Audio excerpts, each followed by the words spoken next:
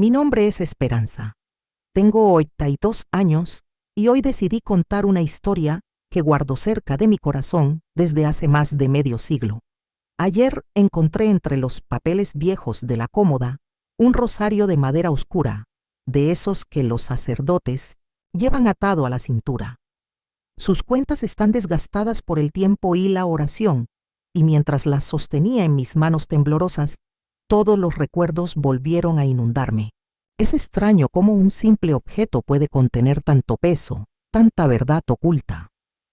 Este rosario perteneció al padre Joaquín, confesor de la iglesia de San Miguel Arcángel, en el pequeño pueblo de Tepoztlán, donde crecí en los años 1960 y 1970. Pero no solo era mi confesor. Descubrí demasiado tarde que era mucho más que eso. Durante décadas viví una mentira que todos a mi alrededor conocían excepto yo. Crecí pensando que era huérfana, criada por la bondad de la tía Remedios, quien siempre decía que me había encontrado abandonada en su puerta cuando aún era un bebé. Dijo que mis padres habían muerto en un accidente en el camino a Cuernavaca y que yo era todo lo que quedaba de una familia lejana. Creí en esta versión durante 30 años de mi vida. Tepoztlán era un lugar donde todos se conocían, donde los chismes corrían más rápido que los burros cargando maíz, donde cada nacimiento, matrimonio y muerte era la comidilla del pueblo durante semanas. Las casas de adobe se extendían por las laderas como dientes torcidos y la campana de la iglesia marcaba no solo las horas de misa, sino el ritmo de nuestras vidas sencillas. El olor del copal quemado, mezclado con las tortillas en el comal, era el perfume constante del pueblo, junto con el dulce aroma de las bugambilias que coloreaban las paredes de piedra. El padre Joaquín llegó a la parroquia cuando yo tenía apenas 5 años. Era un hombre alto, de hombros anchos y manos grandes que parecían hechas para bendecir y proteger. Sus ojos marrones tenían una profundidad que me perturbaba y me calmaba al mismo tiempo. Cuando celebraba la misa dominical, su voz profunda resonaba en las paredes de piedra de la iglesia como un abrazo sonoro que envolvía a toda la congregación. Desde pequeña sentí algo diferente en la forma en que me miraba el padre Joaquín. No era la mirada distante y benévola que dirigía a los demás fieles, sino algo más intenso, más personal. Cuando me arrodillaba en el confesionario los sábados antes de la misa de la tarde, él siempre tardaba más tiempo conmigo. Escuchó mis pequeños pecados de infancia con infinita paciencia, como si cada palabra fuera preciosa.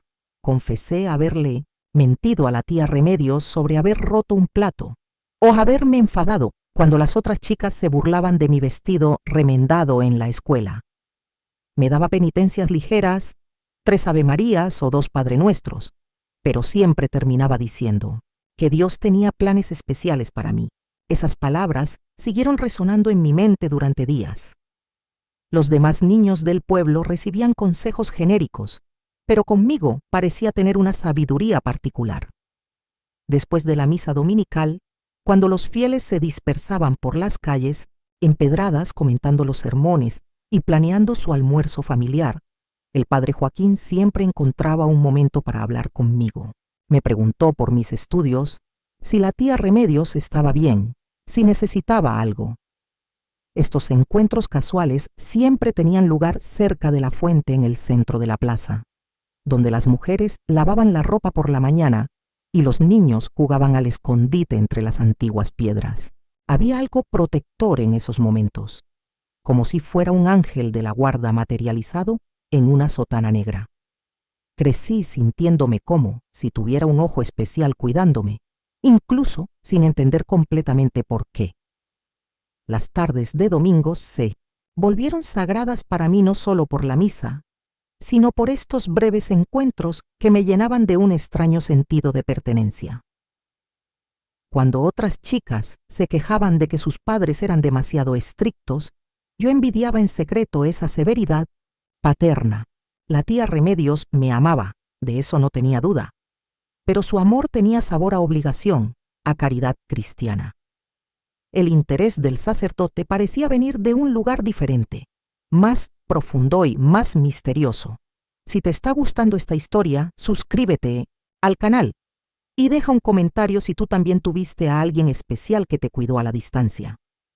A veces los ángeles adoptan formas que nunca imaginamos.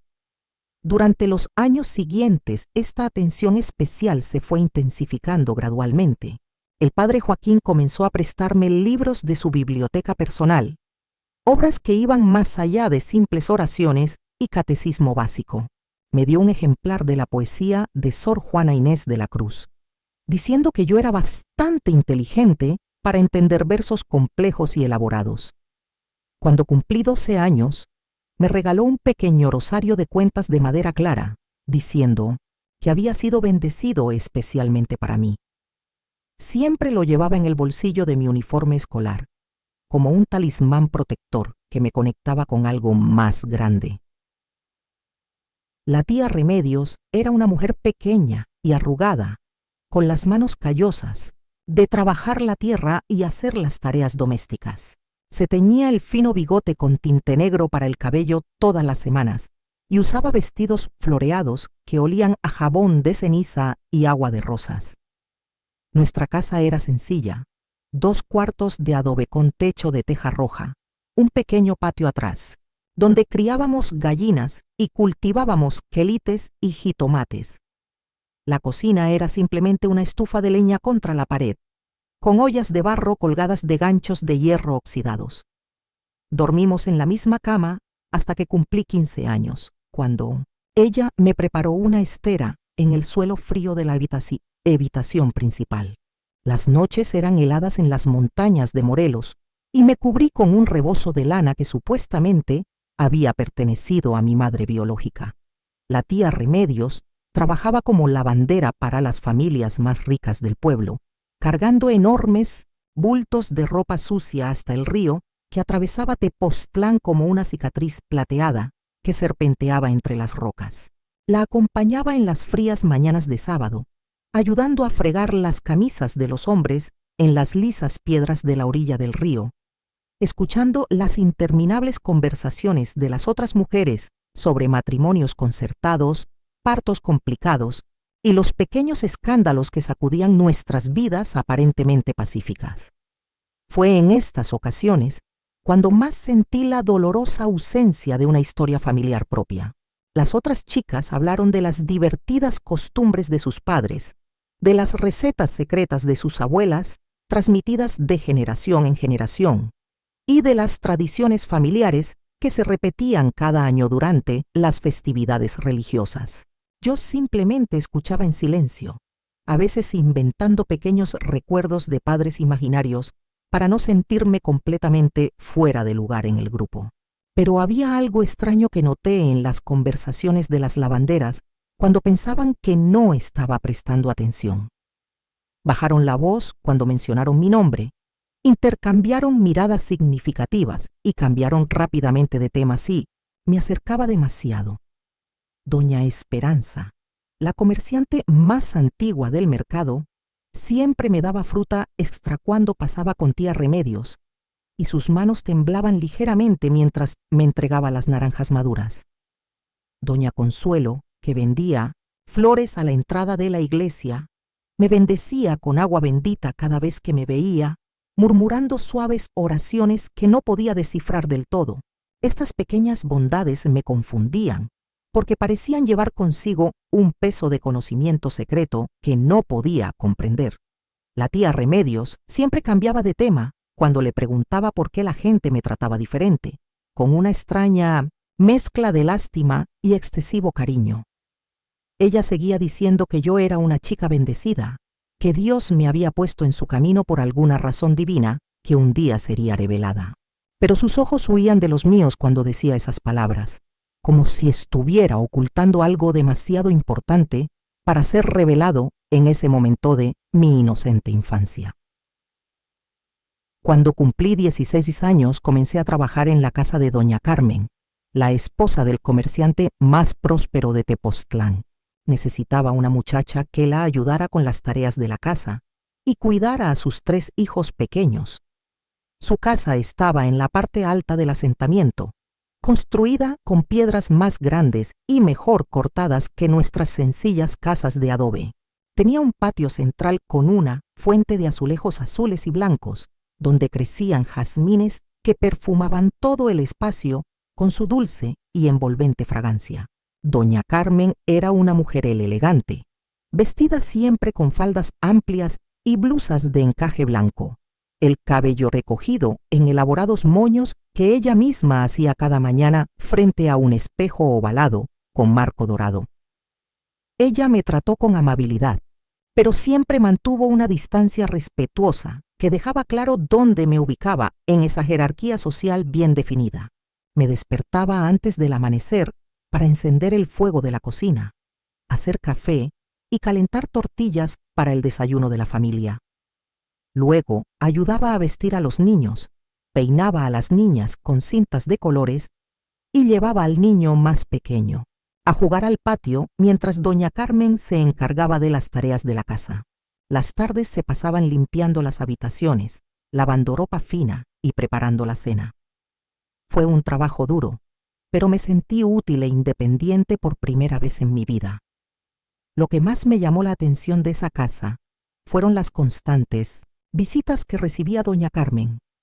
Las elegantes damas del asentamiento venían a tomar el té los jueves por la tarde, sentadas en la terraza con vista a las montañas, charlando en voz baja sobre temas que se interrumpían bruscamente cuando yo aparecía sirviendo galletas caseras y agua de horchata fresca. Noté que mi nombre aparecía en esas conversaciones susurradas más de una vez, siempre acompañado de profundos suspiros y movimientos de cabeza que parecían tener significados ocultos.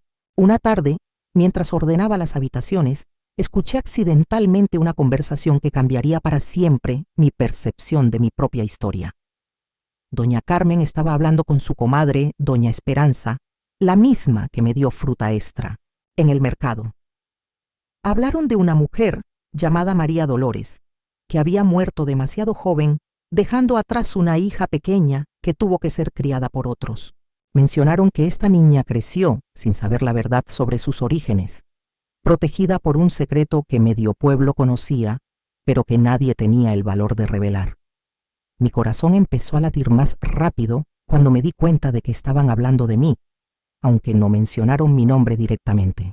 Fue como si un velo transparente se levantara lentamente, revelando los contornos de una verdad que siempre había sentido, pero que nunca había podido nombrar apropiadamente. Esa noche regresé a casa con la mente acelerada y cargando las palabras, que había escuchado como piedras pesadas en el pecho. La tía Remedios estaba cocinando frijoles en la estufa de leña, revolviéndolos lentamente con una cuchara de madera desgastada por décadas de uso. El familiar aroma del epazote y del chile serrano debería haberme tranquilizado como siempre lo hacía, pero esta vez solo intensificó la sensación de que toda mi vida había sido construida sobre una mentira cuidadosamente elaborada. Observé el rostro arrugado de la tía Remedios a la luz parpadeante de la vela de cebo, buscando señales de la verdad que estaba ocultando. Sus pequeñas y callosas manos temblaban levemente mientras picaba cebollas, y me pregunté cuántas de las lágrimas en esos ojos cansados provenían en realidad de las cebollas, y cuántas de décadas de guardar secretos dolorosos. Intenté varias veces esa semana abordar el tema indirectamente, preguntando por mi supuesta madre, por las circunstancias de mi llegada a su casa, por parientes lejanos que nunca le había conocido. Pero la tía Remedios esquivó hábilmente todas las preguntas, repitiendo las mismas historias vagas que yo ya sabía de memoria. Dijo que mi madre había sido una mujer muy bella y devota, que murió demasiado pronto por voluntad de Dios, y que yo tenía los mismos ojos expresivos y la misma frente alta. Cuando la presionaba para que me diera más detalles, suspiraba profundamente y cambiaba de tema, hablando de la necesidad de regar los tomateso del sermón del domingo pasado. Durante las misas dominicales, comencé a observar al padre Joaquín con una intensidad nueva e inquietante. Busqué similitudes físicas entre nosotros. Analicé cada gesto, cada entonación de su voz, cada mirada que me dirigía durante sus sermones. Había algo familiar en la forma en que inclinaba la cabeza cuando pensaba, en la forma en que sus cejas se fruncían ligeramente cuando se concentraba, en la forma en que sus manos se movían cuando bendecía a la congregación. Eran gestos que reconocí en mí, como si fueran ecos del mismo origen genético. El confesionario se convirtió en un lugar de tortura silenciosa. Mientras me arrodillaba en la penumbra fragante del incienso y la cera derretida, sentí como si estuviera frente a un espejo distorsionado por el tiempo y las circunstancias. El padre Joaquín escuchó mis pecados con la misma paciencia de siempre, pero ahora noté un temblor casi imperceptible en su voz cuando me dio la absolución. Sus manos parecieron dudar una fracción de segundo de más, mientras me bendecía a través de la oscura reja de madera. Empecé a inventar pecados más elaborados, confesiones más largas, solo para prolongar aquellos momentos en los que sentía una conexión inexplicable con ese santo hombre que parecía tener las llaves de todos los misterios de mi existencia. Los siguientes meses transcurrieron en una neblina de dudas y observaciones silenciosas. Me convertí en detective de mi propia vida, recopilando pistas invisibles que podrían revelar la verdad que todos parecían saber excepto yo. Comencé a prestar atención a detalles que antes había ignorado por completo. Observé cómo doña Esperanza siempre bendecía la tumba de una joven en el cementerio de la iglesia. Una sencilla lápida con el nombre de María Dolores, grabado en letras ya desgastadas por el tiempo y las lluvias de las montañas. La fecha de mi muerte coincidió exactamente con el año en el que supuestamente nací. Cuando le pregunté a la tía Remedios por esta María Dolores, palideció como si hubiera visto un fantasma y solo murmuró que había sido una muchacha muy hermosa que murió demasiado joven, que Dios la tenga en su gloria eterna. El padre Joaquín también visitaba regularmente aquella tumba, llevando siempre flores silvestres que él mismo recogía en las laderas cercanas a la iglesia. Lo observé desde lejos, escondido detrás de las cruces más grandes, mientras se arrodillaba allí durante largos minutos en oración silenciosa. Sus lágrimas caían sobre la tierra seca como lluvia escasa, y pasaba los dedos sobre las letras del nombre grabado con una ternura que iba más allá de la normal compasión pastoral. Una tarde logré acercarme sin ser vista y escuché fragmentos de sus oraciones susurradas. Estaba pidiendo perdón por algo que no podía comprender del todo. Estaba hablando de una decisión difícil que tuvo que tomar hace muchos años, de un niño que necesitaba ser protegido de un escándalo que destruiría vidas inocentes, mencionó él. Nombre de esperanza, con una voz llena de amor y pesar, que me hizo temblar de la cabeza a los pies. Regresé a casa esa tarde con el corazón acelerado y las manos temblando como hojas secas al viento. La tía Remedios me estaba cosiendo un vestido nuevo, preparándome para la fiesta de quinceañera que ella insistía en celebrar incluso con nuestros limitados recursos económicos. Ella estaba tarareando una canción de cuna que yo conocía desde mí, que era pequeña, pero esta vez las palabras parecían tener un significado diferente, más profundo. Era una melodía sobre una niña que creció sin conocer a sus verdaderos padres, protegida por el amor de extraños que se convirtieron en familia por elección y no por sangre. Cuando se dio cuenta de que la estaba observando atentamente, dejó de cantar bruscamente y se concentró en las pequeñas y precisas puntadas de la costura. Esa noche, mientras yacía en mi colchoneta en el frío suelo de la sala de estar, mirando las vigas oscuras del techo a través de la oscuridad, finalmente comprendí que mi vida se había construido sobre una base de silencio amoroso. Todos a mi alrededor conocían mi verdadera historia, pero me la ocultaban por amor y protección, creando una delicada red de mentiras bien intencionadas que lentamente comenzaba a desenredarse. Mi fiesta de 15 años se celebró en el patio de la casa de tía Remedios decorado con papel picado de colores que ella misma había cortado pacientemente durante semanas. Los vecinos trajeron platos de mole, tamales de dulce y agua fresca de Jamaica que tiñeron de rojo las tinajas de barro. Don Aurelio tocaba la guitarra sentado en un taburete de madera, cantando viejas rancheras que hacían que las mujeres mayores se limpiaran subrepticiamente los ojos con las puntas de sus rebozos bordados. Fue una celebración sencilla, pero llena de amor, con las familias del pueblo reunidas para celebrar mi paso a la edad adulta.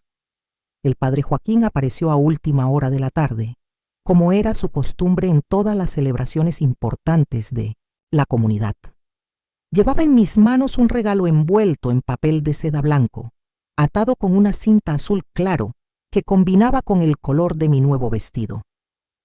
Cuando lo abrí, delante de todos los invitados, encontré un misal pequeño y delicado, con cubierta de cuero marrón y páginas doradas en los bordes. En la primera página había escrito una dedicatoria con su letra cuidadosa y elegante que decía que yo era una joven especial, bendecida por Dios, y que siempre podía contar con sus oraciones y protección paternal. La palabra paternal resonó en mi mente durante toda la noche, cargada de significados que todavía no podía descifrar del todo. Durante la fiesta, noté cómo el padre Joaquín interactuaba conmigo de manera diferente a los demás jóvenes de la comunidad. Cuando me llegó el turno de bailar el vals tradicional, me extendió la mano con una solemnidad que iba más allá de la cortesía clerical normal. Mientras bailábamos lentamente en el patio iluminado por lámparas de queroseno, me dijo en voz baja que estaba orgulloso de la mujer en la que me estaba convirtiendo, que veía en mí una fuerza especial que me llevaría lejos de ese pequeño pueblo. Sus manos temblaban ligeramente mientras me guiaba a través de los sencillos pasos del baile. Y por un momento sentí como si estuviera bailando con un fantasma del pasado que finalmente estaba tomando forma en el presente. Las demás personas de la fiesta observaban nuestro baile con expresiones extrañas, una mezcla de ternura y melancolía que no pude interpretar. Doña Carmen se secó los ojos con su pañuelo bordado. Doña Esperanza mantuvo las manos entrelazadas sobre el pecho como si estuviera rezando, y hasta los hombres más duros del pueblo parecieron conmovidos ante aquella escena aparentemente sencilla. Cuando terminó la canción, el padre Joaquín me bendijo, colocando sus grandes manos sobre mi cabeza, murmurando una oración en latín que sonaba más a despedida que a bendición de cumpleaños. Esa noche, cuando todos se habían ido y yo estaba ayudando a tía Remedios a guardar los platos prestados, le pregunté directamente por qué el padre Joaquín me trataba tan especialmente. Dejó de secar los vasos y me miró a los ojos por primera vez en años, como si finalmente estuviera lista para decirme la verdad que había estado guardando durante tanto tiempo. Pero la tía Remedios no me dijo nada esa noche. Sus ojos se llenaron de lágrimas y ella simplemente me abrazó fuertemente, murmurando que algunas verdades eran demasiado pesadas para que los corazones jóvenes e inexpertos las llevaran. Dijo que cuando llegara el momento adecuado, cuando estuviera listo para comprender la complejidad de la vida adulta, todo se revelaría naturalmente como las flores que florecen en primavera después del duro invierno. Me frustré por esa respuesta evasiva, pero algo en el tono de su voz me impidió insistir más en aquella noche llena de emociones confusas y sentimientos contradictorios. Los días siguientes a mi fiesta de 15 años se produjo un cambio sutil pero notable en la atmósfera del pueblo. Fue como si mi paso oficial a la edad adulta hubiera abierto una puerta que hasta entonces había estado firmemente cerrada. Las mujeres mayores comenzaron a incluirme en conversaciones que antes se interrumpían cuando me acercaba. Hablaron de amores prohibidos, de decisiones difíciles que las personas debían tomar para proteger a quienes amaban, de secretos que se guardaban no por malicia, sino por la necesidad de preservar el honor y la paz familiar. Doña Esperanza me contó sobre su propia juventud, cuando se enamoró de un hombre casado y tuvo que elegir entre seguir su corazón y mantener la reputación de su familia. Eligió el silencio y la soledad, pero nunca se arrepintió porque sabía que el amor verdadero a veces exige sacrificios imposibles de comprender para los demás. Doña Carmen compartió la historia de su hermana, quien tuvo un hijo fuera del matrimonio y tuvo que entregarlo para que lo criaran parientes lejanos, inventando una historia sobre la muerte de sus padres para proteger al niño del estigma social. Estas historias parecían ecos distantes de algo más grande, como si estuvieran preparando el escenario para una revelación que inevitablemente se acercaba. El padre Joaquín también cambió su comportamiento hacia mí después de la fiesta. Comenzó a llamarme para que le ayudara en la sacristía, arreglando los ornamentos sagrados y limpiando los candeleros de plata que brillaban bajo la luz de las velas votivas. Durante aquellas tardes silenciosas bajo las sombras fragantes de la iglesia, compartía conmigo recuerdos de su juventud en Cuernavaca, donde había estudiado en el seminario antes de llegar a Tepoztlán. Habló de la dificultad de elegir entre la vocación religiosa y los deseos humanos, de los jóvenes seminaristas que luchaban contra tentaciones que ponían a prueba su fe y su vocación. Contó la historia de un colega que había abandonado sus estudios religiosos para casarse con una muchacha de la ciudad, y cómo esta decisión había causado escándalo y sufrimiento para todas las familias involucradas. Sus palabras tenían un peso de experiencia personal que iba más allá de la sabiduría teológica, como si él mismo hubiera enfrentado dilemas similares en algún momento de su juventud. Escuché estas confesiones disfrazadas con el corazón acelerado, sintiendo que cada palabra me acercaba a la verdad sobre mis propios orígenes misteriosos. Fue durante una de aquellas tardes en la sacristía cuando finalmente encontré la primera pista concreta de mi verdadera identidad. El padre Joaquín había ido a visitar a un enfermo al otro lado de la ciudad, dejándome solo para terminar de pulir los cálices sagrados. Mientras ordenaba libros de oración en un estante alto, un papel amarillento se cayó de un viejo breviario y aterrizó en el frío suelo de piedra a mis pies. Era una fotografía pequeña y descolorida, del tipo que tomaban los fotógrafos itinerantes en los mercados de los domingos. La imagen mostraba a una hermosa joven de cabello oscuro, recogido en un moño bajo, luciendo un sencillo pero elegante vestido blanco. Sus ojos grandes y expresivos me resultaban extrañamente familiares, como si estuviera mirándome en un espejo distorsionado por el tiempo. En el reverso de la fotografía, alguien había escrito con tinta descolorida el nombre de María Dolores y una fecha que coincidía exactamente con el año de mi nacimiento. Mi corazón empezó a latir tan fuerte que pensé que me desmayaría allí mismo, entre los objetos sagrados de la iglesia. Rápidamente guardé la fotografía en el bolsillo de mi vestido, sintiéndome como si estuviera robando un pedazo de mi propia historia que me habían ocultado durante décadas. Cuando regresó el padre Joaquín, yo ya había terminado mi trabajo y estaba sentado en un banco rezando el rosario, tratando de aparentar calma a pesar de la tormenta de emociones que rugía dentro de mi pecho. Me miró con esos ojos penetrantes y por un momento pensé que había descubierto mi pequeño robo, pero él solo sonrió con su amabilidad habitual y me agradeció mi ayuda. Esa noche, encerrada en el pequeño baño del fondo de nuestra casa, examiné la fotografía a la luz parpadeante de una vela. El parecido entre mi cara y la mujer de la foto era innegable. Teníamos la misma forma de ojos, las mismas cejas arqueadas, la misma mandíbula delicada. Pero más que sus rasgos físicos, había algo en su expresión que reconocí inmediatamente.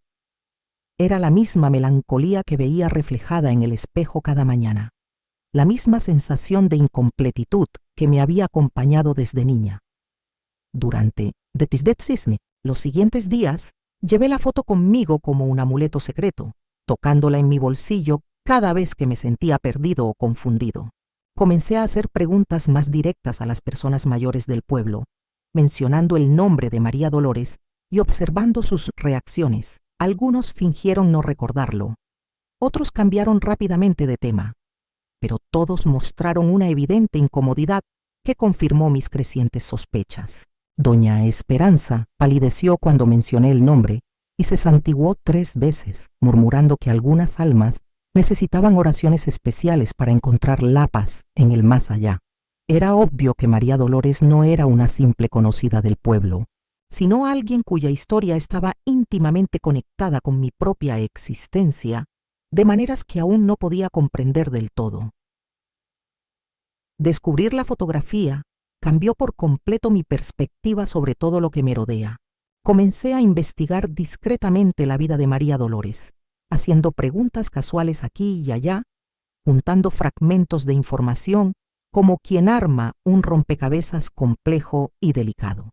Descubrí que ella era conocida por su belleza y su dulce voz cuando cantaba en celebraciones religiosas. Doña Consuelo, la vendedora de flores, me contó que María Dolores ayudaba a decorar la iglesia en las festividades importantes, que tenía manos diestras para arreglar las rosas y claveles en los altares laterales. Dijo también que era muy devota, asistía a misa diariamente y tenía especial devoción a la Virgen de Guadalupe. Pero cuando le pregunté por su familia, por lo que le había pasado, doña Consuelo se encerró en sí misma y solo murmuró que algunas historias eran demasiado dolorosas para ser contadas otra vez.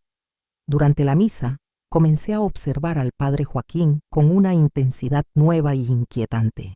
Busqué señales de reconocimiento cuando miraba en mi dirección. Analicé cada gesto, cada entonación cuando pronunciaba el nombre de María Dolores en las oraciones de difuntos que rezaba mensualmente. Había un temblor casi imperceptible en mi adolescente, su voz mientras mencionaba a las almas que habían partido demasiado jóvenes, dejando niños huérfanos al cuidado de la bondad de la comunidad. Una tarde, mientras barría el cementerio, encontré al padre Joaquín arrodillado ante la tumba de María Dolores en el pequeño cementerio de al lado. Estaba tan absorto en sus oraciones que no se dio cuenta de mi llegada silenciosa. Le escuché susurrar palabras de amor y arrepentimiento, pidiendo perdón por no haber tenido el coraje de asumir responsabilidades que podrían haber cambiado el destino de 2 preciosas vidas. Mencionó mi nombre varias veces, diciendo que yo estaba creciendo fuerte y hermosa como mi madre, que tenía los mismos ojos expresivos y la misma determinación tranquila. Habló de la dificultad de verme todos los días sin poder abrazarme como él quisiera, sin poder contarme historias de la maravillosa mujer que me dio la vida. Escondido detrás de una cruz de piedra más grande, sentí como si el mundo entero se estuviera derrumbando y reconstruyendo al mismo tiempo. Sus palabras confirmaron todas las sospechas que habían ido creciendo en mi corazón durante meses. María Dolores fue mi verdadera madre, y la manera como el padre Joaquín hablaba de ella sugería una intimidad que iba mucho más allá de la normal relación pastoral entre un sacerdote y su feligres. Cuando finalmente se levantó y regresó a la iglesia, permanecí escondido hasta que estuve seguro de que estaba solo, así que me acerqué a la tumba con piernas temblorosas y puse mi mano sobre la fría piedra que marcaba el lugar donde descansaban los restos de la mujer que me dio la vida.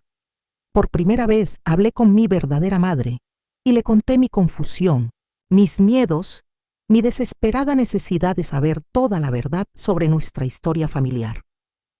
Después de aquella tarde en el cementerio, mi vida se dividió en 2 realidades paralelas.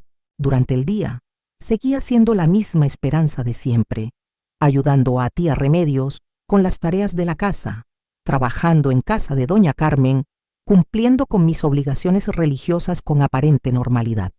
Pero por dentro, una tormenta, silenciosa, consumía mis pensamientos día y noche. Cada conversación con el padre Joaquín se convertía en un campo minado emocional donde yo buscaba pistas sobre nuestra posible relación, mientras él mantenía la misma postura paternal y distante de siempre. Comencé a tener sueños extraños en los que una bella joven, que yo sabía que era María Dolores, Me mecía hasta dormirme cantándome canciones de cuna en español antiguo. En estos sueños me habló de un amor imposible, de las dolorosas decisiones que tuvo que tomar para proteger mi reputación y mi futuro. Hablaba de un hombre bueno que había elegido servir a Dios, pero que nunca pudo olvidar por completo el amor terrenal que había experimentado. Me despertaba de estas visiones nocturnas con el rostro mojado por las lágrimas y con una sensación de pérdida que parecía venir de mucho antes de mi nacimiento. Decidí adoptar un enfoque más directo y busqué a doña Remedios, la hermana mayor de tía Remedios, que vivía sola en una pequeña casa al final de la calle principal. Era conocida por conocer todos los secretos del pueblo y por tener una memoria privilegiada para los acontecimientos antiguos. Cuando llegué a su puerta un jueves por la tarde, llevando una cesta de panes dulces como regalo, me saludó con una sonrisa triste que parecía contener décadas de conocimiento no compartido. Nos sentamos en el pequeño patio a la sombra de una antigua parra, bebiendo café de olla servido en tazas de barro. Doña Remedios me observó en silencio durante largos minutos, como si estuviera tomando una decisión importante.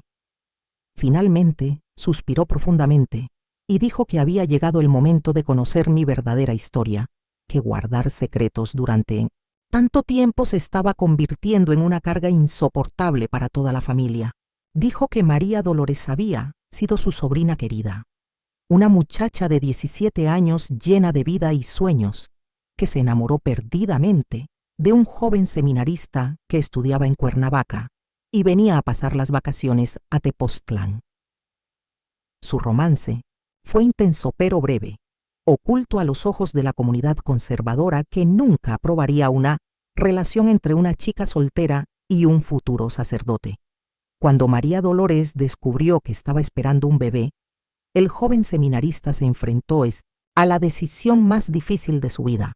Podría abandonar su vocación religiosa para casarse con ella y asumir la paternidad, provocando un escándalo que destruiría la reputación de ambas familias, o podría continuar su camino hacia la ordenación, dejando a otros a cargo del cuidado del niño no nacido. La decisión que tomo cambiaría para siempre el destino de 3 vidas, incluida mi propia existencia en este mundo. Doña Remedios continuó su revelación con la voz entrecortada por la emoción. El joven seminarista, que ya sabía que era el padre Joaquín, optó por seguir su vocación religiosa, no sin antes prometer que cuidaría de su hija a distancia, protegiéndola y velando por su bienestar en todo lo posible dentro de sus limitaciones como hombre de iglesia. María Dolores aceptó esta decisión con la dolorosa resignación de una mujer que amó más de lo que fue amada. Ella aceptó mantener en secreto la paternidad, sabiendo que revelar la verdad destruiría no solo la carrera eclesiástica del hombre, que amaba, sino también su propia reputación en una comunidad donde tener hijos fuera del matrimonio era considerado una desgracia irreparable. Durante su embarazo, se escondió en la casa de un primo lejano en otro pueblo, inventando la historia de que estaba ayudando a un pariente enfermo. El plan era que ella diera a luz en secreto y luego regresara a Tepoztlán, dejando a la tía Remedios la crianza del niño como si fuera una huérfana abandonada por parientes lejanos. Pero el destino tenía otros planes crueles reservados para todos nosotros. María Dolores murió durante el parto en una noche lluviosa de otoño, perdiendo mucha sangre en una complicación que podría haberse evitado si hubiera tenido acceso a atención médica adecuada. Sus últimas palabras fueron una oración para que su hija creciera feliz y protegida, sin descubrir nunca las dolorosas circunstancias de su nacimiento. Cuando el padre Joaquín recibió la noticia de la muerte de María Dolores, entró en una profunda crisis espiritual que duró meses. Pensó en abandonar el sacerdocio y asumir públicamente la paternidad, pero tía Remedios lo convenció de que eso sería otra tragedia sin sentido. María Dolores ya estaba muerta. La niña necesitaba estabilidad y protección, y revelar la verdad solo traería sufrimiento adicional a todos los involucrados. Así que aceptó guardar el secreto, pero con la condición de poder supervisar de cerca el crecimiento de su hija, ofreciéndole guía espiritual y protección discreta siempre que fuera necesario. Así pasé mi infancia y juventud, cuidada con cariño por la tía Remedios, pero siempre bajo la mirada atenta y amorosa de un padre que no podía rebelarse. Todas esas atenciones especiales, esos consejos únicos, esos momentos de conexión inexplicable en el confesionario tenían sentido ahora. El padre Joaquín había encontrado una manera de ser mi padre dentro de las limitaciones que imponía su vocación religiosa y las convenciones sociales de nuestro tiempo. Doña Remedios terminó su revelación tomando mis manos entre las suyas, pidiéndome que comprendiera la complejidad de los sentimientos involucrados en esa situación. Tanto la tía Remedios como el padre Joaquín habían sacrificado sus propias necesidades emocionales para protegerme, creando una red de amor silencioso que me había sostenido durante toda mi vida sin que yo me diera cuenta plenamente de su verdadera naturaleza. Salí de la casa de doña Remedios, caminando como sonámbulo por calles familiares que de pronto me parecieron completamente diferentes. Cada adoquín, cada puerta de madera tallada, cada rostro familiar que cruzaba, ahora tenían un nuevo significado. Ya no era la huérfana abandonada que creció gracias a la caridad ajena, sino la hija de un amor prohibido que le costó la vida a mi madre y convirtió a mi padre en un guardián silencioso condenado a amarme a distancia. La revelación me dejó a la vez furiosa y conmovida, traicionada y protegida, huérfana y amada más profundamente de lo que jamás imaginé posible. Durante los días siguientes, observé al padre Joaquín durante las misas con ojos completamente nuevos. Ahora cada uno de sus gestos tenía perfecto sentido. La forma en que sus manos temblaban levemente cuando me bendecía, la forma en que su voz se suavizaba cuando decía mi nombre durante las oraciones comunitarias, la forma en que siempre encontraba un momento para preguntarme sobre mi salud y mis planes futuros. Fueron los gestos de un padre que había renunciado al derecho a ser reconocido como tal, pero que nunca pudo renunciar completamente al amor paternal que sentía por mí. Una tarde, cuando estaba solo en la sacristía arreglando los ornamentos para la misa de la tarde, decidí enfrentarlo directamente. Entré en la pequeña habitación perfumada con incienso y cera de vela. Cerré la puerta detrás de mí y me paré, frente a él con el corazón latiendo como un tambor de guerra. Saqué del bolsillo la fotografía amarillenta de María Dolores que había encontrado semanas antes en su breviario y la coloqué sobre la mesa donde doblaba los ornamentos ascrados. El padre Joaquín palideció como si hubiera visto un fantasma. Sus manos se detuvieron a mitad del movimiento y me miró en silencio durante largos segundos que parecieron eternos. Finalmente, suspiró profundamente y se sentó en una pequeña silla de madera, como si sus piernas ya no pudieran sostenerlo. Le pregunté directamente si él era mi padre, si María Dolores había sido mi madre, si toda mi vida había sido construida sobre una mentira bien intencionada pero dolorosa. Cerró los ojos y permaneció en silencio durante tanto tiempo que pensé que no respondería. Cuando finalmente abrió los ojos, estaban brillando con lágrimas no derramadas. Con una voz apenas audible, confirmó todo lo que ya sabía en lo más profundo de mi corazón. Dijo que María Dolores había sido el gran amor de su juventud, que yo era el fruto de ese amor imposible, que cada día de mi vida se había debatido entre el deseo de abrazarme como padre y la necesidad de guardar el secreto que nos protegía. Explicó que la decisión de ocultar la verdad no había sido fácil, pero que en ese momento parecía la única manera de garantizar que yo tuviera una vida digna en una sociedad que castigaba severamente a los niños nacidos fuera del matrimonio. Finalmente, las lágrimas brotaron de los ojos del padre Joaquín, mientras me contaba los dolorosos detalles de aquella antigua historia. Dijo que conoció a mi madre durante una de las visitas que hizo al pueblo durante los descansos de sus estudios en el seminario de Cuernavaca.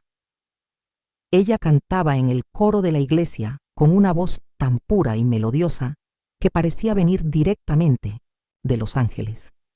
Estaba en el último año de estudios, a punto de ser ordenado diácono, cuando se enamoró perdidamente de aquella joven de ojos expresivos y sonrisa tímida que iluminaba la nave de la iglesia durante las celebraciones dominicales. Su romance duró solo 3 meses en el verano de 1952. Encuentros secretos después de la misa de la tarde, conversaciones susurradas en el confesionario cuando la iglesia estaba vacía, paseos silenciosos por los campos de maíz que rodeaban el pueblo. Eran 2 jóvenes que descubrían el amor por primera vez, inocentes en su pasión pero conscientes de la imposibilidad de hacer público ese sentimiento que crecía día tras día. María Dolores sabía que él sería sacerdote y él sabía que ella merecía un hombre que pudiera ofrecerle un hogar y una familia legítima. Pero el corazón no obedece a la razón y se entregaron a un amor que sabían que era temporal y prohibido. Cuando llegó septiembre y tuvo que regresar al seminario, para terminar sus estudios, se prometieron mutuamente que guardarían su amor como un tesoro secreto, pero que seguirían caminos separados por el bien de ambos. 2 semanas después, María Dolores descubrió que estaba esperando un bebé. Envió una carta a través de un primo que trabajaba en Cuernavaca, contándole sobre el embarazo y dejándole claro que no esperaba nada de él, que había aceptado su vocación y que encontraría la manera de cuidar sola al niño. El padre Joaquín estaba desesperado al recibir la noticia. Pasó noches enteras arrodillado en la capilla del seminario, orando por la guía divina, debatiéndose entre el llamado religioso que había sentido desde niño y la responsabilidad de ser el padre del niño que estaba por venir. Sus superiores notaron su angustia, pero la atribuyeron al nerviosismo normal de un seminarista a punto de ser ordenado. Incluso escribió una carta pidiendo que lo liberaran de sus votos para poder casarse con María Dolores, pero nunca encontró el valor para entregarla. Cuando se enteró de que ella había muerto en el parto, cayó en un estado de desesperación, tan profunda que sus maestros temieron por su salud mental y espiritual. Fue en ese momento que tomó la decisión de aceptar el traslado a la pequeña parroquia de Tepoztlán, donde podría estar cerca de su hija y seguir su crecimiento sin revelar su verdadera identidad. Dijo que todos los días de mi vida había orado por mí y por mi madre, cargando con el peso de la culpa por no haber tenido el coraje de elegir diferente cuando aún había tiempo para cambiar el destino de todos nosotros. Cuando el padre Joaquín terminó de contar nuestra historia, permanecimos en silencio en la sombría sacristía, envueltos por el familiar olor a incienso y velas derretidas. Sentí que mi pecho iba a explotar con todas las emociones conflictivas que luchaban dentro de mí. Rabia por haber sido engañado durante 30 años, alivio por saber finalmente la verdad, tristeza por la madre que nunca conocí y una extraña ternura por aquel hombre que había renunciado al derecho de ser mi padre para preservar mi reputación en una sociedad implacable. Se levantó lentamente de su silla y caminó hacia una pequeña cómoda de madera oscura contra la pared. De un cajón secreto en el que nunca había reparado, sacó un sobre amarillento por el paso del tiempo, sellado con lacre rojo que ya estaba agrietado en los bordes.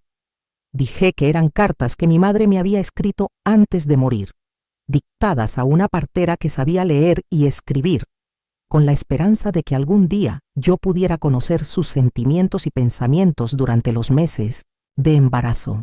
Me entregó el sobre con manos temblorosas, explicándome que había guardado esas cartas durante 3 décadas, esperando el momento adecuado para entregármelas, un momento que sabía que llegaría inevitablemente, pero que siempre temió afrontar. Esa noche, encerrada en mi pequeño cuarto, leí las 5 cartas que mi madre me había dejado. Su letra, escrita por manos extrañas pero dictada por su corazón, revelaba a una mujer joven pero sabia, apasionada pero resignada, esperanzada pero realista ante las dificultades que enfrentaría. Ella me habló de sus sueños para mi futuro, de las canciones que me cantaba mientras aún estaba en su vientre, de las oraciones que decía todas las noches pidiendo que yo naciera sana y fuerte. También habló de mi padre con tanto amor profundo y comprensión madura que me hizo llorar hasta que no me quedaron más lágrimas. Ella no lo culpó por elegir su vocación religiosa. Entendió que él estaba siguiendo un llamado mayor y pidió que yo también lo entendiera cuando llegara el momento de conocer la verdad. Dijo que el amor verdadero a veces exige sacrificios que parecen imposibles de soportar, pero que estos sacrificios pueden convertirse en bendiciones cuando se hacen con un corazón puro. En las semanas siguientes, mi relación con el padre Joaquín cambió por completo. En público seguíamos guardando las apariencias. Él seguía siendo el respetado párroco y yo el joven feligrés devoto.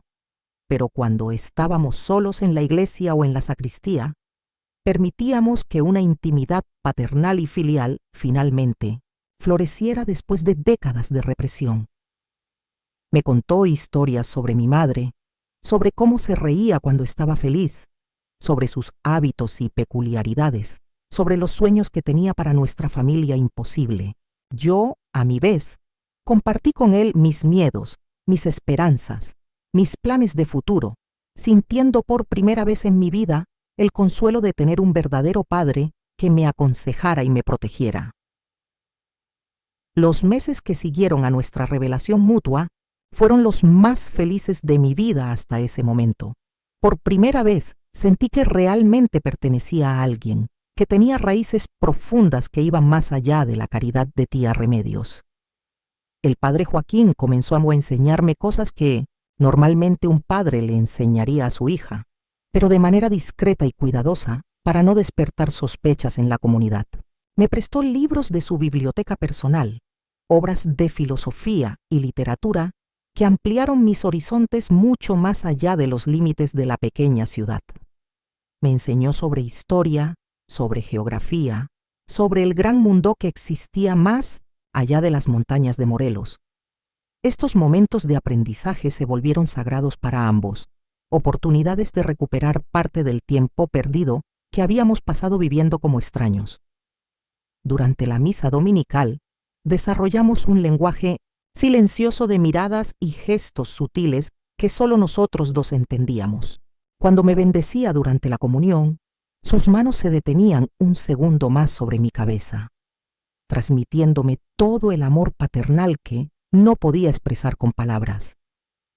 Cuando encendía velas votivas por los muertos, siempre incluía una oración especial por mi madre, y él comprendía que este era nuestro momento privado de duelo compartido por una mujer a la que ambos habíamos amado de maneras diferentes pero igualmente profundas. Pero nuestra felicidad secreta se vio interrumpida bruscamente cuando el padre Joaquín empezó a mostrar síntomas de una tos persistente que empeoraba semana tras semana. Al principio, atribuyó el problema al aire frío de la montaña y al exceso de trabajo en la parroquia, pero pronto quedó claro que era algo más grave. La tos se transformó en dificultad para respirar, sobre todo durante las misas largas, y noté que empezaba a perder peso rápidamente, y sus sotanas se volvían cada vez más sueltas sobre su cuerpo visiblemente consumido. Cuando finalmente aceptó ver al médico más cercano, que venía desde Cuernavaca una vez al mes para tratar los casos más graves del pueblo, el diagnóstico fue devastador. Cáncer de pulmón, probablemente causado por años de respirar humo, de velas e incienso en espacios cerrados, agravado por el tabaco que había estado fumando en secreto desde sus días de seminario. El médico fue claro y directo.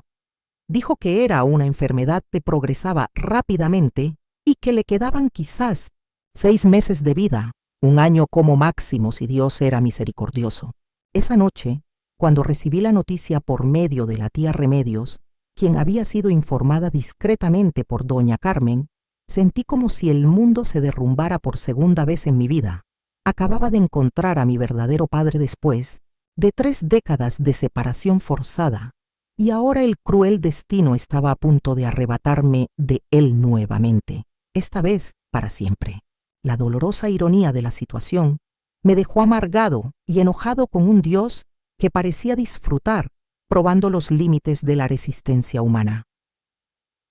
Los últimos meses de la vida del padre Joaquín fueron a la vez los más dolorosos y los más preciosos que compartimos juntos. La enfermedad avanzó implacablemente, robándonos fuerzas día tras día, pero paradójicamente nos acercó de una manera que nunca antes había sido posible. Cuando se sintió demasiado débil para celebrar misas completas, comenzó a llamarme para que lo ayudara con tareas cada vez más íntimas y personales. Lo ayudé a vestirse por la mañana. Sus manos temblorosas ya no podían abrocharse por sí solas la sotana negra que había usado durante décadas. Preparaba infusiones que le enviaba la tía Remedios, se sentaba junto a su cama cuando su tos se hacía insoportable, le sostenía la mano durante los accesos de dolor que lo atacaban, sobre todo en las frías mañanas de montaña. La comunidad atribuyó mi dedicación a una devoción religiosa ejemplar, elogiando mi caridad cristiana al cuidar con tanto altruismo al sacerdote enfermo. Si supieran que simplemente soy una hija que cuida a su padre moribundo, tal vez comprenderían mejor la profundidad de mi amor y mi desesperación. Durante esas largas horas a su lado, me contó historias de la familia que nunca conocí. Habló de mis abuelos paternos, humildes campesinos, que habían sacrificado todo para que él pudiera estudiar en el seminario, de tíos y primos que vivían en pueblos lejanos y que nunca sabrían de mi existencia. Describió con conmovedores detalles la personalidad de mi madre, sus pequeñas peculiaridades, su forma de cantar cuando estaba feliz, su forma de fruncir el ceño cuando estaba concentrada, su risa cristalina que resonaba en la iglesia durante los ensayos del coro. A través de sus palabras, mi madre muerta cobró vida en mi imaginación, convirtiéndose en una persona real y tangible, en lugar de solo una figura idealizada en una fotografía amarillenta. También me reveló secretos sobre nuestra familia que solo un padre podía saber. Dijo que yo había heredado el talento musical de mi madre, que de niña tarareaba las mismas melodías que ella cantaba, que mi voz tenía la misma pureza cristalina que había encantado a todos en la iglesia. Me explicó ciertas características físicas que siempre había considerado extrañas en mí, como una pequeña marca de nacimiento en forma de estrella que tenía en el hombro izquierdo, idéntica a la que tenía mi madre en el mismo lugar. Dijo que yo tenía los mismos gestos inconscientes que ella hacía cuando estaba nerviosa, la misma forma en que inclinaba la cabeza cuando escuchaba música, la misma expresión soñadora en sus ojos cuando miraba las montañas a lo lejos. Estas revelaciones íntimas me llenaron de una felicidad melancólica al comprender finalmente de dónde provenían ciertas características que siempre me habían hecho sentir diferente del resto de la gente del pueblo. Fue como si descubriera piezas perdidas de mí mismo a través de los recuerdos de un padre que me había visto crecer en silencio toda mi vida. Una mañana de abril, cuando las bugambillas ya empezaban a florecer, tiñendo el pueblo de rosa y violeta, el padre Joaquín me llamó para una conversación que cambiaría nuestra relación para siempre. Estaba sentado en el pequeño sillón de cuero, desgastado de su habitación, detrás de la sacristía, envuelto en una manta de lana que la tía Remedios había tejido especialmente para él. Sus ojos, una vez tan penetrantes y llenos de vida, ahora parecían vidrio esmerilado, pero aún contenían una determinación que me sorprendió. Con voz débil pero firme, dijo que había llegado el momento de que reveláramos nuestra verdadera relación al mundo, que no quería morir llevándose este secreto a la tumba sin que yo tuviera la oportunidad de ser reconocida públicamente como su hija. Explicó que había escrito una carta al obispo de Cuernavaca confesando toda la verdad, asumiendo la responsabilidad de haber roto sus votos de celibato y pidiendo que se me reconociera oficialmente como su heredero legal. Dijo que ya no le importaban las consecuencias para su reputación o la iglesia, y que el amor de un padre finalmente había superado su miedo al escándalo. Esta revelación me dejó en shock. Durante todos esos meses que lo cuidé, nunca imaginé que estaba planeando una confesión pública que cambiaría por completo nuestras vidas. Traté de disuadirlo, argumentando que el escándalo dañaría no solo su memoria, sino también mi propia posición en la comunidad. La gente me vería como una hija del pecado, fruto de una relación prohibida que manchaba la pureza de un hombre consagrado a Dios. Me tomó las manos con las fuerzas que le quedaban y dijo que yo merecía tener una identidad verdadera, que merecía heredar las pocas posesiones que había acumulado durante décadas de servicio religioso, que merecía sobre todo tener el derecho de llorar públicamente a mi padre cuando llegara el momento de partir. Pasamos días discutiendo esta decisión. Argumenté que nuestra relación secreta había sido hermosa precisamente por su naturaleza prohibida e íntima, y que hacerla pública destruiría la magia de esos últimos meses de descubrimiento mutuo. Él insistió en que quería darme al menos una herencia decente, algunos libros raros de su biblioteca, una pequeña cantidad de dinero que había ahorrado y, lo más importante, el derecho a usar su apellido si así lo deseaba. La conversación continuó durante semanas, durante las cuales su salud continuó deteriorándose rápidamente. Los ataques de tos se hicieron más frecuentes y violentos, acompañados de sangre que manchaba los pañuelos blancos que lavaba discretamente cada mañana. Comía cada vez menos y su cuerpo se iba consumiendo hasta convertirse en una frágil sombra del hombre imponente que había sido durante tantos años. Pero su determinación respecto de la confesión pública permaneció inquebrantable, como si fuera su última oportunidad de ejercer verdaderamente la paternidad que se había visto obligado a ocultar durante toda su vida. Fue como si quisiera compensar 3 décadas de silencio con un último gesto de coraje y transparencia. La decisión final sobre la confesión pública se tomó inesperadamente una mañana de mayo, cuando el padre Joaquín tuvo una crisis respiratoria tan grave que pensé que iba a morir en ese momento. Ella estaba sola con él en la pequeña habitación, ya que tía Remedios había ido a buscar al médico a Cuernavaca, después de que su condición había empeorado repentinamente la noche anterior. Él luchaba por respirar, sus labios estaban morados por la falta de aire y sus manos se aferraban desesperadamente a las mías como si fueran su única conexión con la vida. Entre jadeos y respiraciones entrecortadas, susurró que no quería esperar más, que necesitaba confesarme algo urgente antes de que fuera demasiado tarde. Con gran esfuerzo, logró decirme que había cambiado de opinión sobre la confesión pública. Dijo que durante las largas noches de insomnio causadas por el dolor, había reflexionado profundamente sobre nuestra situación y había llegado a la conclusión de que nuestra relación secreta había sido un regalo de Dios, una forma de amor puro, que no necesitaba la aprobación o el reconocimiento del mundo para ser verdadero y sagrado. Me explicó que revelar nuestra paternidad en ese momento solo me causaría un sufrimiento innecesario, que tendría que soportar el peso del juicio social después de su muerte, cuando él ya no estuviera presente para protegerme de las lenguas maliciosas de la comunidad. Dijo que prefería que yo guardara nuestra verdad como un tesoro secreto, algo hermoso e íntimo que solo nosotros dos compartiéramos, una herencia espiritual mucho más valiosa que cualquier reconocimiento legal o material. En ese momento, viéndolo tan frágil y cerca de la muerte, comprendí que tenía razón. Nuestra relación había sido especial precisamente por su carácter clandestino. Las miradas cómplices durante la misa, las conversaciones susurradas en la sacristía, los gestos de cariño que solo nosotros dos entendíamos. Hacer público todo esto sería como profanar algo sagrado, exponer al escrutinio cruel del mundo un amor que había florecido en las sombras, pero que no por ello era menos verdadero ni menos intenso. Estuve de acuerdo con su decisión final.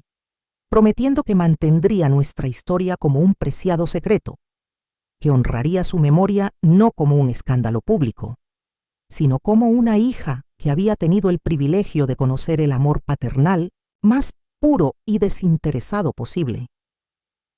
Sonrió por primera vez en semanas, una sonrisa débil pero genuina que iluminó momentáneamente su rostro demacrado.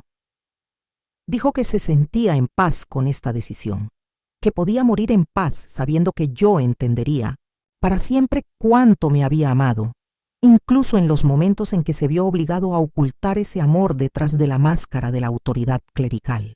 Aquella madrugada, mientras sostenía su mano y escuchaba cómo su respiración se calmaba poco a poco, sentí que nuestra relación había encontrado por fin su forma definitiva y perfecta, un amor padre-hija que trascendía todas las convenciones sociales y religiosas que habían intentado separarlo durante décadas. El padre Joaquín murió en una silenciosa mañana de junio, cuando las primeras lluvias de la temporada comenzaban a refrescar el aire seco de la montaña. Me quedé a su lado, sosteniendo su mano derecha, mientras tía Remedios sostenía su izquierda, ambas rezando el rosario en voz baja que se mezclaba con el sonido de la suave lluvia golpeando el techo de tejas rojas.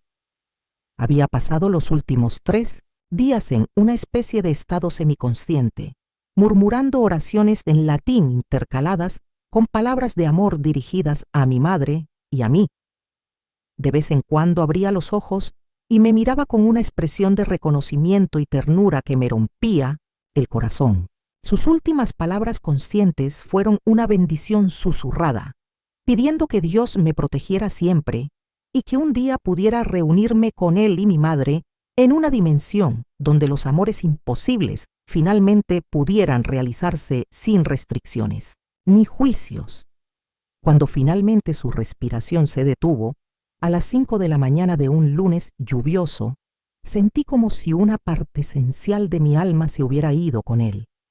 El funeral fue una ceremonia sencilla pero emotiva, en la que todo el pueblo se reunió para presentar sus últimos respetos al hombre que había sido su guía espiritual durante tantos años. Lloré públicamente como cualquier feligrés devoto lloraría por la muerte de un sacerdote amado. Pero dentro de mi dolor estaba el de una hija que había perdido a su padre por segunda vez en su vida. Pero esta vez supe exactamente lo que me estaba perdiendo, y esa conciencia hizo que el dolor fuera infinitamente más intenso y real.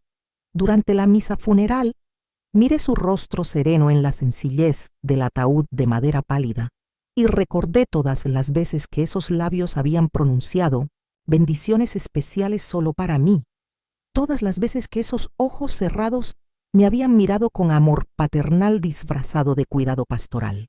El sacerdote que llegó desde Cuernavaca para celebrar el funeral habló de la entrega ejemplar del padre Joaquín a su rebaño, de su vida casta y piadosa, dedicada enteramente al servicio de Dios. Si hubiera sabido que este santo hombre había amado profundamente a una mujer, había engendrado una hija y había sacrificado la posibilidad de una familia tradicional para cumplir una vocación mayor, tal vez habría comprendido que su santidad era tanto más admirable por haber sido alcanzada a través de la renuncia y del amor silencioso. Después del funeral, cuando todos se habían dispersado y finalmente estaba solo frente a su tumba en el pequeño cementerio, hablé con él por primera vez, llamándolo papá. Le dije que entendía sus decisiones, que no guardaba resentimiento por la vida de secretos que nos habían obligado a vivir, que me sentía bendecida por haber tenido al menos unos meses para conocer el verdadero amor paternal antes de perderlo para siempre. Prometí que mantendría nuestra historia tal como él quería, como un tesoro secreto que haría mi vida más rica y significativa, incluso en su ausencia física. Los años que siguieron a la muerte del padre Joaquín fueron de profunda transformación. En mi vida, llevé nuestro secreto como una joya preciosa escondida en mi pecho, algo que me dio fuerza e identidad, incluso cuando nadie más sabía de su existencia. Seguí viviendo con tía Remedios, cuidándola mientras crecía, pero ahora con una nueva serenidad que venía de conocer finalmente mi verdadera historia. Me casé a los 25 años con Roberto, un hombre bueno y trabajador que vino de Cuernavaca a trabajar en la construcción de la nueva carretera que comunicaría Tepoztlán con la capital. Él nunca supo toda la verdad sobre mis orígenes, pero respetó mi especial devoción a la memoria del padre Joaquín. Y nunca cuestionó por qué visitaba su tumba cada semana, llevándole flores frescas y rezando durante largos minutos arrodillado sobre la tierra que contenía sus restos. Tuvimos 3 hijos: María, llamada como mi madre, Joaquín en memoria de mi padre, y Carlos, el nombre que elegimos juntos. Cuando eran pequeños, los llevaba a visitar la tumba y les contaba que había un sacerdote muy especial que había cuidado de mí cuando era niña. Crecieron respetando esa memoria sin saber del todo por qué, absorbiendo mi reverencia a través del ejemplo silencioso, que es la forma más poderosa de transmitir verdaderos valores. Durante décadas, fui el único guardián vivo de esa historia de amor imposible. La tía Remedios murió a la edad de 83 años, llevándose consigo el último testigo externo de nuestra familia secreta. Doña Esperanza, doña Carmen, todas las mujeres que conocieron a María Dolores y participaron en la construcción de nuestra mentira protectora, se fueron una tras otra, dejándome a mí como única guardiana de unos recuerdos que nadie más podía confirmar ni desmentir. Esta soledad del conocimiento me pesaba a veces, especialmente en las largas noches cuando Roberto dormía y yo permanecía despierta, pensando en la complejidad de los sentimientos humanos, en la forma en que el amor puede adoptar formas tan diferentes e inesperadas. A medida que fui creciendo y mis hijos se casaron y tuvieron sus propios hijos, comencé a preguntarme si debía llevarme ese secreto a la tumba o si tenía derecho a compartirlo con alguien antes de partir de este mundo. La historia ha sido mi compañera, silenciosa durante más de 50 años, dándole sentido y profundidad a una vida que de otro modo podría haber parecido ordinaria y sin acontecimientos. Pero también era una carga, una responsabilidad mantener vivo el recuerdo de 2 personas que habían amado más allá de las convenciones de su tiempo y que merecían ser recordados no como pecadores que rompieron reglas sagradas, sino como seres humanos que descubrieron formas sublimes de expresar el amor incluso dentro de las limitaciones impuestas por el destino y la sociedad. Fue solo después de los 80 años, cuando sentí que mi propio fin se acercaba, que finalmente decidí compartir nuestra historia, no como una confesión de escándalo, sino como un testimonio de amor verdadero que trascendía todas las barreras. Y aquí estoy, a mis 82 años, contándoles nuestra historia a ustedes que me escuchan, con paciencia y cariño. Hoy, cuando tengo en mis manos este rosario de madera oscura que heredé de mi padre en secreto, siento que por fin puedo hablar de este amor que ha marcado toda mi existencia. Roberto nos dejó hace 5 años, víctima de un infarto repentino que no nos dio tiempo a despedirnos. Mis hijos están dispersos por todo México, viviendo sus propias vidas, visitándome los fines de semana con sus ruidosos nietos que llenan esta vieja casa de risas y carreras. Saben que tengo una historia especial que contar, algo que he guardado durante décadas esperando el momento adecuado para revelarlo. Tal vez algún día se lo contaré también a ellos, cuando sienta que están preparados para comprender la complejidad de los sentimientos humanos y la belleza de los amores imposibles. La iglesia de San Miguel Arcángel sigue ahí, resistiendo el paso del tiempo y los cambios que transformaron a Tepoztlán de un pequeño asentamiento rural a un destino turístico.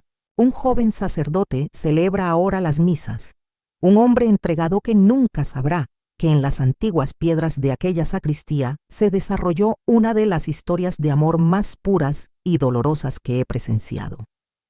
La tumba del padre Joaquín permanece bien cuidada, no solo por mí, sino por toda la comunidad que aún lo recuerda con cariño y reverencia. La tumba de mi madre, María Dolores, está a solo unos metros, y a veces imagino que en el silencio eterno de la muerte finalmente podrán estar juntas, libres de las convenciones que las separaron en la vida terrena. Cuando visito ahora el cementerio, con mis piernas frágiles y mis ojos cansados, hablo con ellos dos como si se tratara de una reunión familiar que debería haberse celebrado hace décadas. Les hablo de mis hijos, de sus nietos que nunca conocieron, de los cambios en el mundo, de cómo el amor sigue siendo la fuerza más poderosa y transformadora que existe, incluso cuando necesita esconderse en las sombras. María, mi hija mayor, se convirtió en maestra, como yo siempre soñé ser. Pero nunca pude por falta de oportunidades en ese momento. Ella da clases a niños pequeños en una escuela de Cuernavaca, y cuando la veo con sus alumnos, reconozco la misma paciencia y ternura que el padre Joaquín me mostraba por las tardes en la sacristía. Joaquín, mi hijo del medio, heredó el nombre de su abuelo sin saber la verdadera razón. Se convirtió en mecánico, un hombre de manos hábiles que repara motores con la misma dedicación con la que su abuelo reparaba las almas heridas. A veces, cuando lo veo concentrado en su trabajo, veo ecos de los gestos del padre Joaquín, la misma manera en que frunce el ceño cuando piensa, la misma manera en que inclina la cabeza cuando resuelve un problema complejo. Es como si los genes no solo transportaran características físicas, sino también gestos y formas de ser que se repiten a través de generaciones. Carlos, mi hijo menor, eligió una vida en los negocios. Hay una tienda de artesanías donde venden piezas tradicionales de Tepoztlán a los turistas que ahora invaden nuestro pueblo cada fin de semana. Conoce la historia de cada objeto que vende, desde máscaras de danza hasta rebozos bordados, desde ollas de barro hasta instrumentos musicales tradicionales. A través de ella, nuestra cultura local se mantiene viva y se difunde por todo el mundo, llevada por visitantes que quizás nunca comprendan del todo la profundidad de las tradiciones que llevan a casa. Mis nietos me llaman Abuela Esperanza. It les encanta cuando les cuento historias de los viejos tiempos, sobre cómo era la vida cuando no había televisión ni teléfono, cuando las noticias llegaban a través de viajeros y comerciantes, cuando las fiestas religiosas eran el único entretenimiento disponible para la gente sencilla como nosotros. Se quedan fascinados cuando les describo cómo hacíamos tortillas a mano todos los días, cómo lavábamos la ropa en el río, cómo las mujeres se reunían para bordar y conversar en las largas tardes de verano. Para ellos, estas historias suenan como cuentos de hadas, relatos de un mundo mágico que existió hace mucho tiempo, pero hay una historia que nunca les conté, una historia que guardé como un tesoro más preciado que cualquier herencia material. Durante todos estos años he llevado conmigo las cartas que mi madre escribió antes de morir, releyéndolas en momentos de soledad y tristeza, encontrando consuelo y orientación en ellas cuando la vida se volvía demasiado difícil de soportar. Sus palabras, dictadas a una partera que sabía escribir, revelaban una sabiduría que iba mucho más allá de sus 17 años. Ella entendió que el amor verdadero a veces requiere sacrificios que parecen imposibles de aceptar, pero que estos sacrificios pueden convertirse en bendiciones cuando se hacen con un corazón puro y las intenciones correctas. En una de estas cartas, escribió que esperaba que yo creciera entendiendo que las familias no se forman solo a través de la sangre, sino principalmente a través del amor y la dedicación. La tía Remedios me quiso como a una hija legítima. Me crió con todo el cuidado y cariño que una madre biológica podía ofrecer. El padre Joaquín me acompañó como un padre silencioso. Me protegió y me guió dentro de las limitaciones que le imponían sus circunstancias. Juntos formaron una familia poco convencional pero profundamente amorosa, que me dio toda la base que necesitaba para convertirme en la mujer que soy hoy. Otra carta reveló los sueños que mi madre tenía para mí, futuro. Ella esperaba que me casara con un buen hombre, que tuviera hijos sanos, que encontrara mi propio camino para ser feliz sin tener que cargar con el peso de su trágica historia. Quería ser libre de elegir mi propio camino, sin estar limitada por las circunstancias de mi nacimiento o los prejuicios de una sociedad que juzgaba duramente a los niños nacidos fuera del matrimonio. Cuando leí estas palabras por primera vez a la edad de 30 años, lloré de emoción porque me di cuenta de que todos sus sueños se habían hecho realidad. Había encontrado el amor, había formado una familia, había sido feliz a pesar de todas las dificultades. La tercera carta fue la más conmovedora de todas. En ella, mi madre describía el amor que sentía por el padre Joaquín, no como una pasión adolescente irresponsable, sino como un sentimiento maduro y profundo que comprendía las limitaciones e imposibilidades de su situación. Ella no lo culpó por elegir una vocación religiosa, ni se sintió abandonada o traicionada por su decisión. Por el contrario, admiraba su dedicación a Dios y se sentía honrada de haber compartido, aunque fuera brevemente, la vida de un hombre tan especial. Ella escribió que hubiera preferido haber amado intensamente durante 3 meses antes que no haber conocido el amor verdadero en toda su vida. En la cuarta carta, habló sobre su muerte inminente. Aunque era joven y no tenía educación formal, comprendió que corría riesgos al dar a luz en una época en que la medicina rural era primitiva y las complicaciones durante el parto a menudo resultaban en tragedia. No mostró ningún miedo ni amargura, solo una serenidad impresionante ante el destino que le esperaba. Me pidió que me criara en la fe católica, que aprendiera a encontrar consuelo en la oración y en la comunidad religiosa, que desarrollara una relación personal con Dios que me sostuviera durante los momentos difíciles de mi vida. La quinta y última carta fue una oración.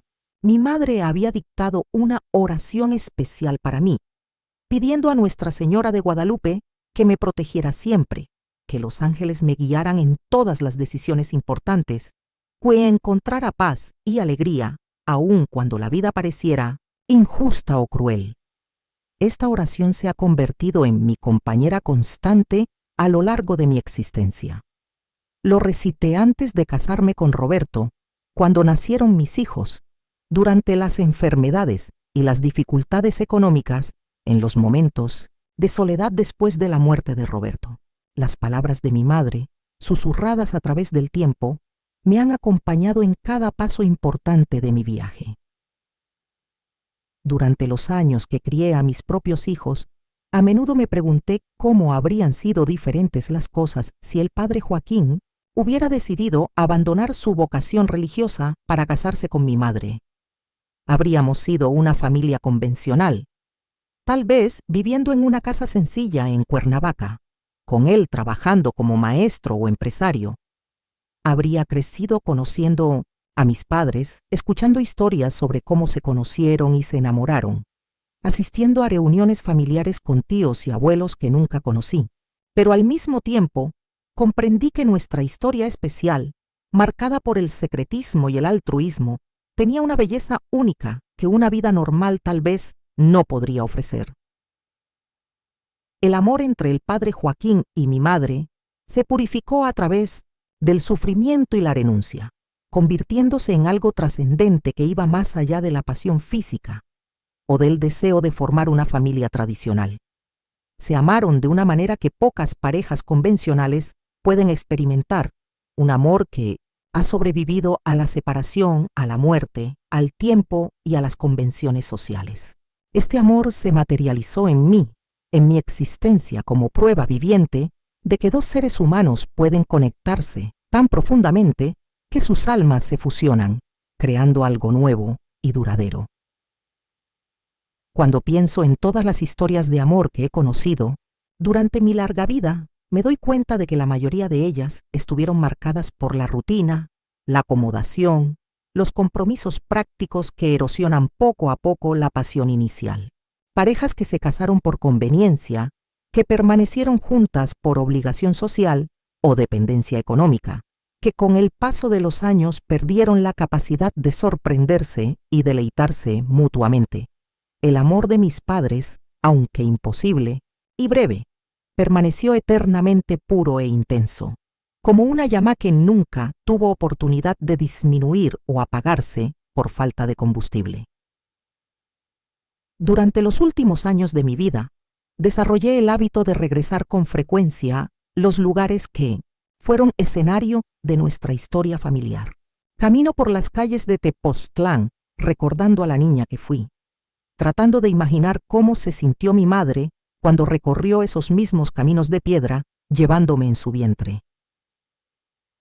Visito la iglesia donde el padre Joaquín celebró miles de misas, donde me bautizó de bebé, donde me dio mi primera comunión, donde presenció mi boda con Roberto sin poder revelarse como mi orgulloso padre de la hija que entregaba a otro hombre.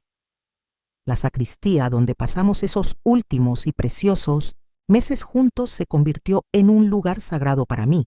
A veces, cuando el joven sacerdote está ocupado con otras cosas, entro allí solo y me siento en silencio, respirando el olor familiar del incienso y la cera, recordando las conversaciones susurradas, los secretos compartidos, los momentos de intimidad paternal que fueron los más felices de mi vida. Es en estos momentos de meditación silenciosa que siento más intensamente la presencia espiritual del Padre Joaquín, como si todavía estuviera allí, velándome con el mismo amor discreto y protector de siempre. Esta historia que he compartido con vosotros no trata de pecado ni transgresión, sino de la capacidad humana de amar más allá de las limitaciones impuestas por las circunstancias. El padre Joaquín eligió servir a Dios, pero nunca dejó de ser mi padre. María Dolores murió, joven, pero su amor maternal me acompañó durante toda mi vida a través de los recuerdos que mi padre atesoraba. Algunos amores son verdaderamente más grandes que cualquier institución, más fuertes que cualquier convención social, más duraderos que la vida misma. Espero que quien escuche esta historia entienda que a veces la verdad más importante no es la que se grita a los cuatro vientos, sino la que se susurra en el corazón, la que se vive en la intimidad de los momentos secretos, la que se transmite a través de miradas y gestos que solo los implicados pueden descifrar. El secreto no disminuyó nuestro amor, al contrario, lo hizo más precioso y sagrado. Ahora, en mis últimos años, siento una profunda paz sabiendo que nuestra historia finalmente ha sido contada, que el amor de mis padres no morirá conmigo, sino que vivirá en las mentes y corazones de aquellos que tuvieron la paciencia de escuchar hasta el final. Tal vez ustedes también tengan amores así en sus vidas, relaciones que trascienden las categorías convencionales, conexiones que sobreviven a todas las adversidades porque están construidas sobre sólidos cimientos espirituales. ¿De dónde escuchaste esta historia? Deja un comentario si tú también has tenido amores así, demasiado grandes para caber en palabras, demasiado profundos para ser explicados, demasiado verdaderos para necesitar la aprobación de otras personas. Y recuerda siempre que las familias más bonitas no son siempre las que siguen modelos tradicionales, sino aquellas donde el amor fluye libremente, donde las personas se cuidan con dedicación y ternura, donde los secretos se guardan no por vergüenza, sino por protección mutua.